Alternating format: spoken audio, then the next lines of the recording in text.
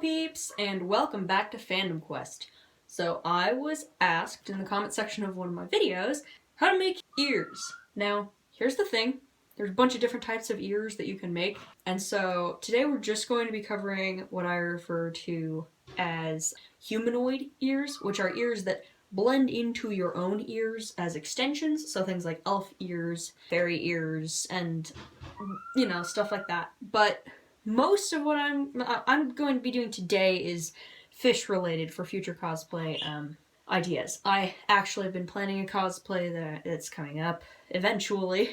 It might be a while, but I'm planning one that involves fish ears. So I decided that I'd do that for today. So that's how we're going to be doing it. So with the concept of the humanoid type ears, you want to have like a base and then you want to blend it in, because a lot of ears, I'll show you mine. I actually have some that I bought. Okay, so here are my elf ears. Now, when you get them, they look like this, and what they do basically is a universal fit where they kind of just go over your ears like this. But the problem that I've always had with these is that they always have this nub over the front, and then they have a bit at the bottom sticking out of the bottom there. And it never perfectly fits my ears. So these are great, but A, I do a lot of budget cosplays, so I don't buy a lot of these sorts of things. And B, they're not perfect, and they definitely don't look like they're part of you as a person, like as a human being. It doesn't make you look like an elf, it makes you look like somebody who's dressing up like an elf. And that's kind of how I've always found bought cosplays, is because they are typically built universally, and so it doesn't look like you. That's why I like making stuff myself, as well as it being cheaper typically. Typically. Not always. Anywho, so the first thing that I do to make these is I have air dry clay because it's easy. It takes 24 hours to become, not malleable anymore. It makes it so that you don't have to worry about a bunch of stuff. So you just take a little tiny bit of this, and for the first bit, you're not going to want to take a lot. It's just going to be a teeny tiny little bit. It's going to end up being a lot less than this, but you're going to roll it out into a snake, and it's going to be skinny. You'll want it super duper skinny. So I just rip off a little bit at a time as I'm rolling it into a snake, and that ends up making it way easier to become skinnier as it goes on. And you're going to want, not too skinny, but like relatively skinny. You're going to want it just long enough that you're going to be able to stick it around your ear.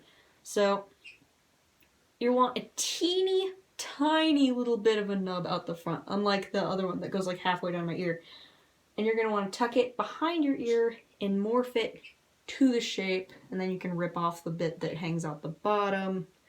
And then you're going to want to let this sit for a little bit, like on your ear, because then it dries enough that it'll stick in the shape that you want it. And then afterwards you go in and you can take it off, and you can let it sit the rest of the time that it needs to dry on the counter or something like that. And you're going to want to take it off and put it on the counter. It's going to look something like this when you take it off. I'm not going to use this because I pre-prepared one to show you that I've dried already. So this is one that I made, and this one's dry, so it easily sticks over my ear like that, and it fits perfectly. Very, very comfortable, very, very easy to use. Now, I'm going to show you how to use this properly. Okay, so first off, we've got this ear here that I have here. You'll want to put it on and like make sure you have it the right way, because it's gonna go that way. And then you will want to kind of like start smoothing out a big ear shape, like think of like an elephant ear, except like in the shape of a human ear. You'll want it really relatively thin and bigger than your ear.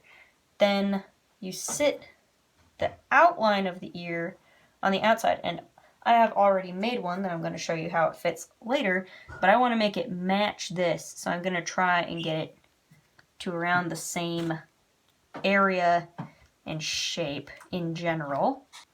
I'm just showing you guys how to get this molded. So yeah, you have to be careful not to rip it because it'll be thin here.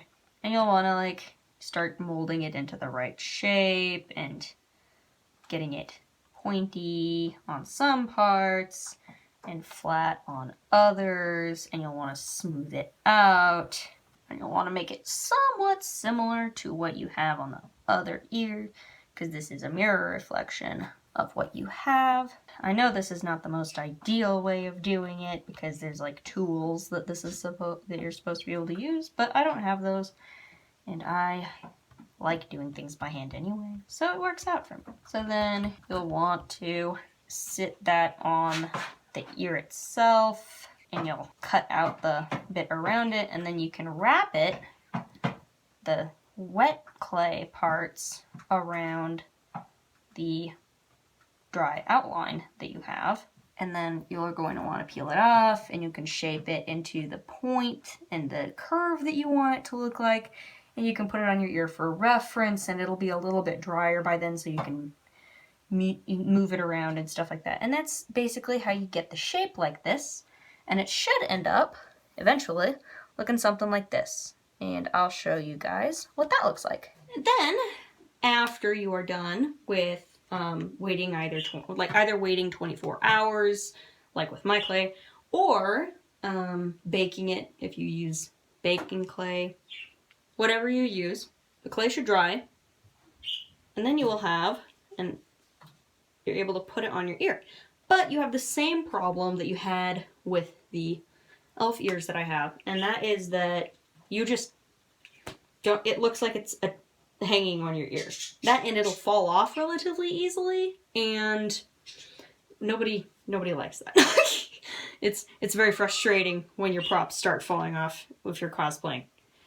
So I'm not going to show you how to make it because it's a really long, I had to do a lot of ratio adjustments and stuff like that since I wanted to make a smaller amount. But I found a recipe online for fake skin for prosthetics and stuff like that. And you can find these all over the place. It'll pop up easily. The one I used was, I think I had to adjust it, but it was 8 tablespoons of flour, 5 tablespoons of water, warm water. I used a very small amount of flour and a very small amount of water, along with some foundation, because I figured that would make it easier to blend in with my skin. And it basically turns out to this consistency of sticky pizza dough, is what it kind of feels like. I don't know.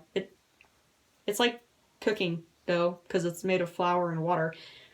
And so it really does stick and has a lot of stretch to it, and I do appreciate that. That really works out for my purposes. Now this stuff actually, I've used it on the clay, and it peels right off after you're done using it, and it sticks really well while you're using it. So far, I mean, I haven't worn it for long periods of time, but it works really darn well.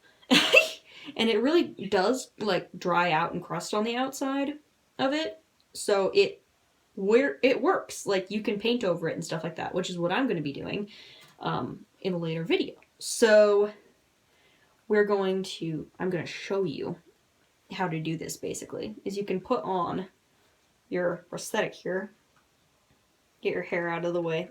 This stuff will come out of your hair relatively easily too. It sticks well when it needs to stick, and then it comes off real easy. So yeah. So first I'll get that on there. And then you just rip off a little piece of it. There we go. And you just start sticking it behind your, in between your ear and the fake ear here. And you can smooth it out and make it so that it looks like it's part of your ear.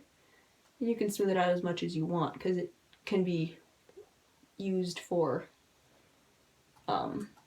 it can be a tiny bit on the clay and then a lot on your ear, or you can stick it mostly behind, and it just depends on how well you want it to blend in and stuff like that. I like the fact that it's blending in really, really well.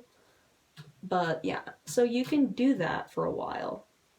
And then I'm just gonna do this real quick. There we go. So now, texturally, it blends in really, really well with my ear. And this actually, once it dries, adheres it really well as well.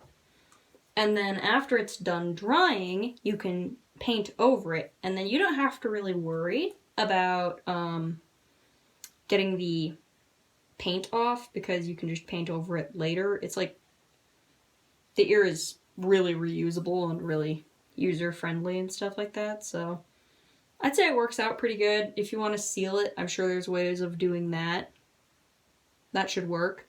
I think the concealer makes it easier with the actual ear because then if you want to actually color it skin tone and you want to make an ear that looks like it's part of your ear that's human, then you can actually put the foundation or concealer or whatever on the ear, and it won't be as much work when you try to put it on the paste. So I thought that that worked really, really well.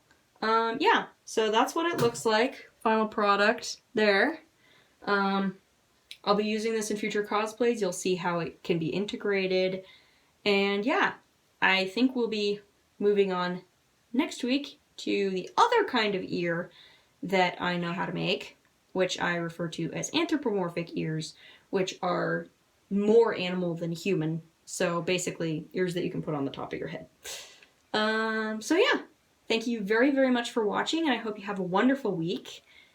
And yeah, have a wonderful time.